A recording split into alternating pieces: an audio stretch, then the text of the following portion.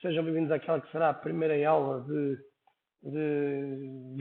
videoconferência, vídeo aula ou e-learning, como lhe quiserem chamar, da aula de História do Porto.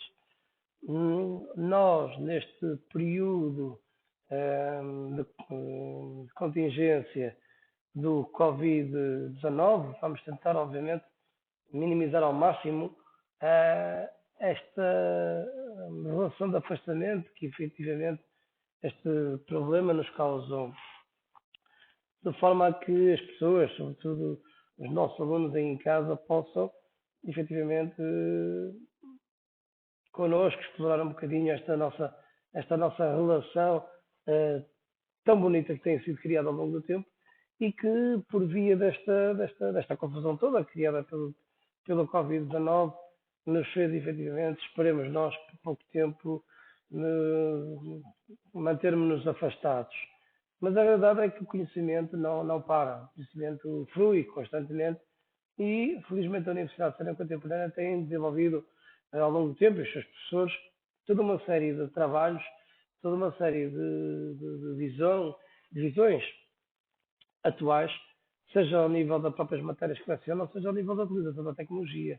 E isso permite que nós, de uma forma ou de outra, em conjunto, com mais ou menos capacidade, com mais ou menos vontade, perante todo o desafio que isto representa, tentamos, obviamente, criar aqui plataformas que nos permitam mitigar todo este esforço, diminuir toda esta sensação de afastamento e, claro, criando estas plataformas como o Google Classroom, como o YouTube da Universidade de Ciência Contemporânea, o Facebook também, estejam bastante atentos, passem sempre os olhos pelo Google Classroom.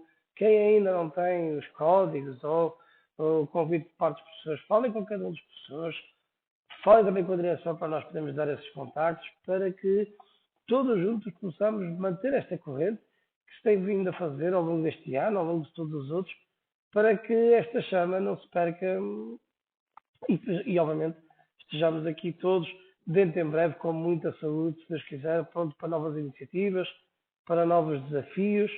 E isso sim é que é importante. Isso é que é importante, é não esmorecer, é não nos deixarmos cair. Pronto. E como tal, obviamente, tudo isto ainda passa por tudo por uma fase de testes, mas essa mesma fase de testes permite-nos a nós, até quem sabe, criar no futuro uma plataforma que nos permita, por exemplo, alunos que estejam doentes, possam assistir às nossas aulas em direto, sem qualquer dificuldade, e isso obviamente será muito interessante nós tentarmos ver de que forma é que as várias plataformas que temos ao nosso dispor nos podem ajudar então a mitigar, a diminuir, a ultrapassar este problema do Covid, este problema de afastamento entre toda a comunidade académica. Eu e o professor Vitor temos tentado aqui experimentar algumas plataformas e vamos ver se efetivamente tudo corre pelo melhor. Hoje vou fazer aqui uma pequena experiência, que é, digamos assim, falarmos um bocadinho da aula de História do Porto, para as duas turmas de História do Porto neste momento da Universidade de Ciência Contemporânea tem, e depois partilhar, obviamente, pelo Google Classroom e também por outras plataformas que possamos ter ao nosso dispor. O que é importante aqui é as pessoas pensarem que está a ser feito todo um trabalho para nós continuarmos então a desenvolver conhecimento, empatia, relacionamento, emoções, que é, digamos assim, provavelmente os grandes pilares da Universidade de Ciência Contemporânea. Então nós hoje, nesta aula de História do Porto, nós vamos falar,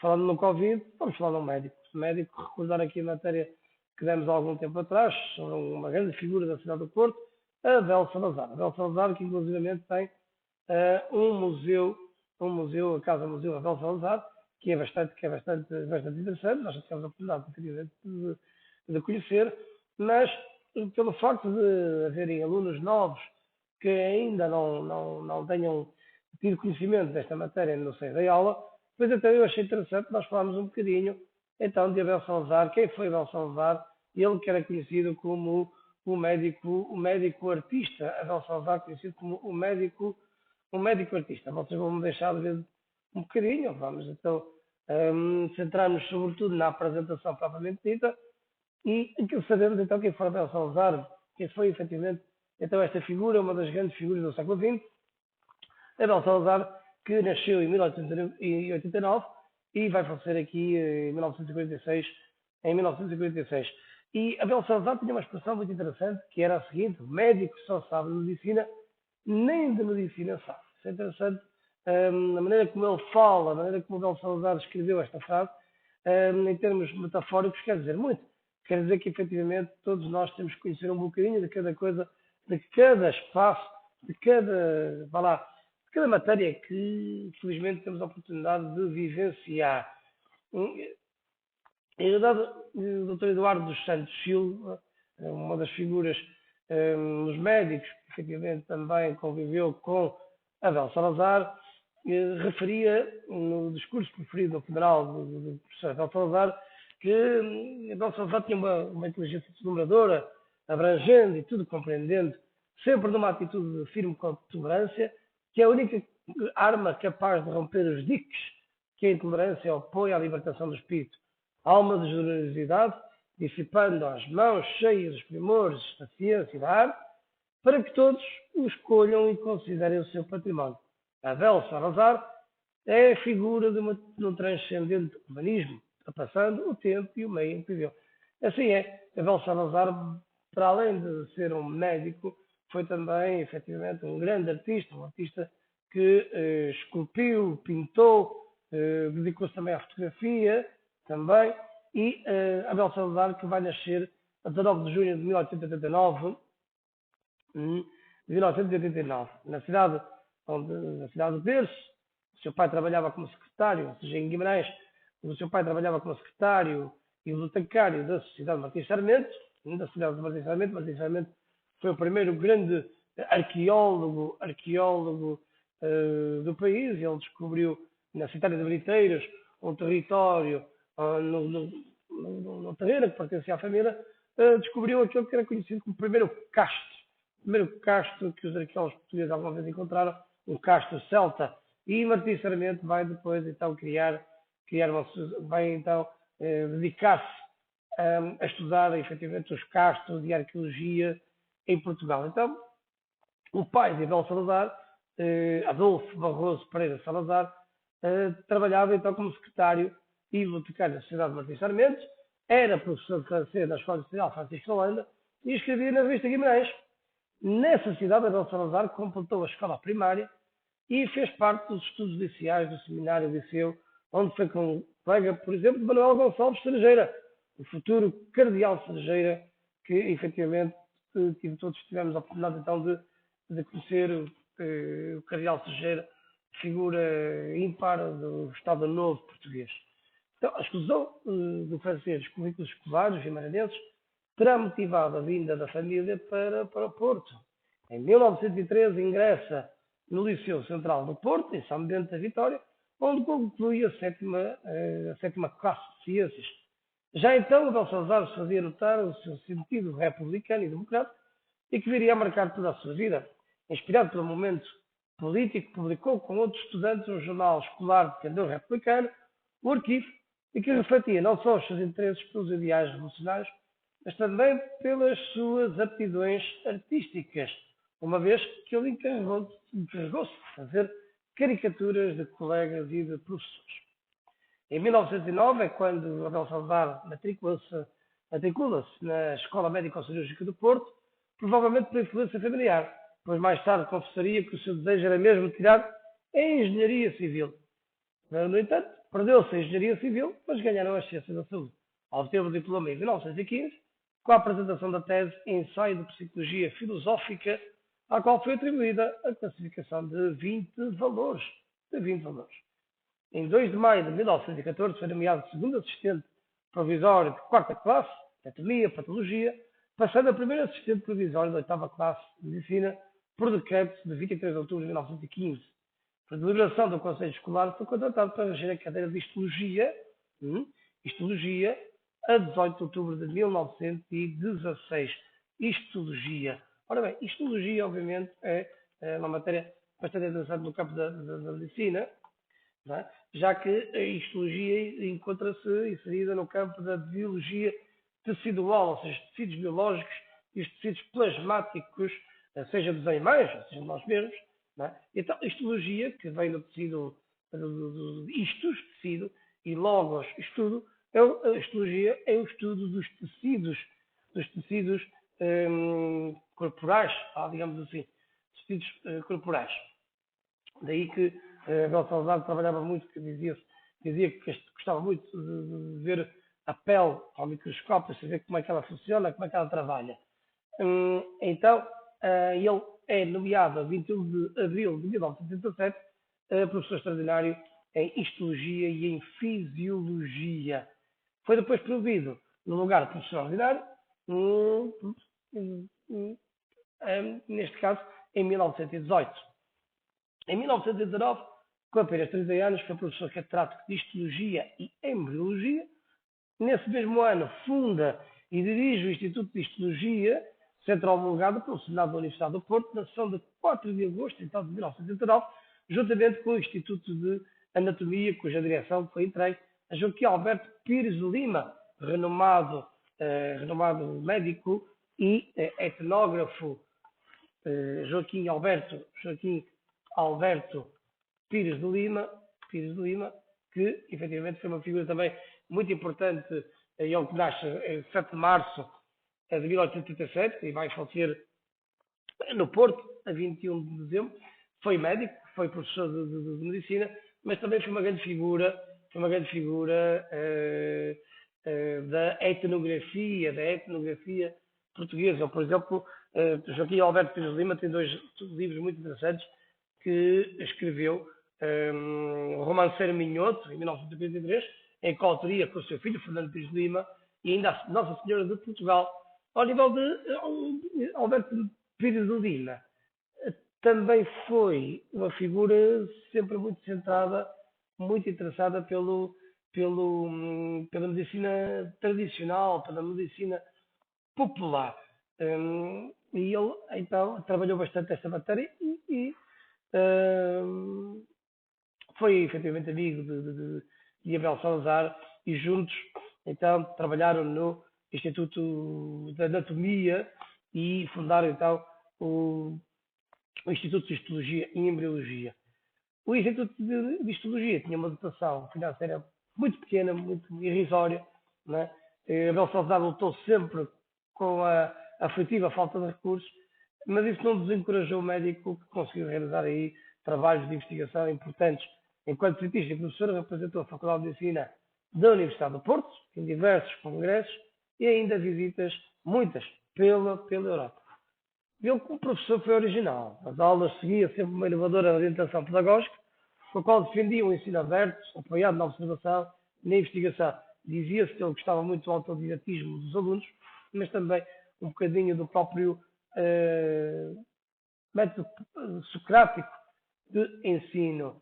Na sua vertente de investigador, ele trabalhou bastante em várias pesquisas para clarificar a estrutura e a evolução, por exemplo, do ovário, criando o famoso método de coloração tanoférrico de análise microscópica, método tanoférrico de Salazar, no sentido de então perceber então, a evolução do ovário na altura da concepção das crianças.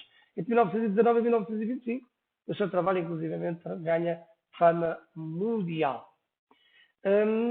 O seu trabalho, nomeadamente o método tanoférrico, vai ser editado em inúmeras revistas científicas, publica 113 trabalhos científicos nas áreas dos aparelhos de Golgi e para Golgi, método tanoférrico, ovário,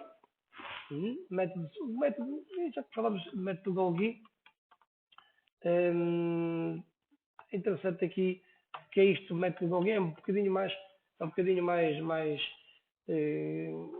complexo, mas é uma coloração de prata que é utilizado para visualizar, por exemplo, o tecido nervoso, por exemplo, digamos assim,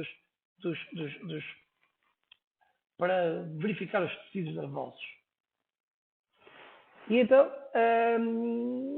ele vai procurar estudar também a anatomia do cérebro, do tecido celular, bem como outros temas com Matias Marques e Celestino da Costa, fundou os arquivos portugueses de ciências biológicas, que chegou inclusivamente então a dirigir em 1921, casa-se com Zélia de Barros, de quem não conseguiu ter filhos. Em 1926, ao fim de 10 anos de um notável trabalho, mas em condições adversas, sofreu um esgotamento e interrompeu a sua atividade por um período de 4 anos. Quando regressou à faculdade em 1971, cheio de projetos, teve infelizmente uma enorme desilusão. O seu instituto o Instituto de Histologia encontrava-se praticamente ao abandono e desprovido da biblioteca, entretanto absorvida pelo Instituto de Anatomia. Nos anos que seguiram ao início da vida ativa, reconstruiu o laboratório, prosseguiu o trabalho das suas diversas áreas de interesse, tais como a ciência, a arte e a filosofia.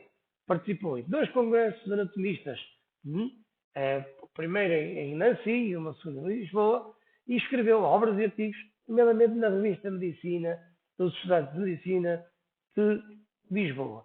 Nós, na próxima aula, vamos então saber um bocadinho mais sobre o período e o contributo de Abel Salazar para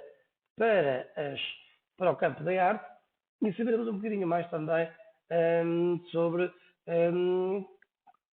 que fim é que efetivamente Abel Salazar teve, ele que efetivamente passou por dificuldades a quando da instalação do Estado Novo, e mesmo assim depois, no final da sua vida,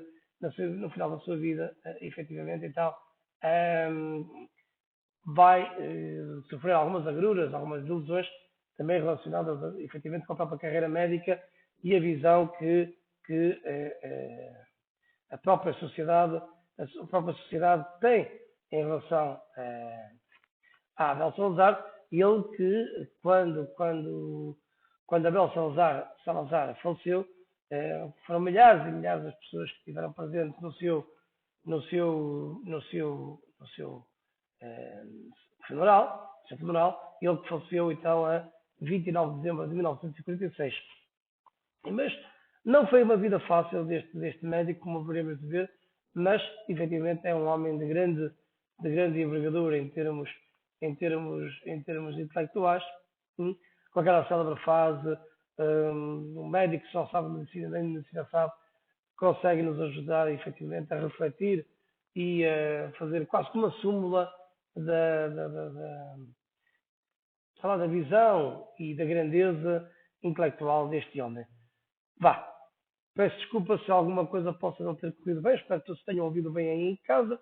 Vamos apurando aqui a nossa tecnologia, a nossa técnica, para que estas aulas online sejam cada vez mais profícuas, com o franco objetivo de incluirmos a todos futuramente, então, numa aula presencial, uma aula online, todos juntos, rumo cada vez mais às aulas presenciais, que tanto já me fazem falta.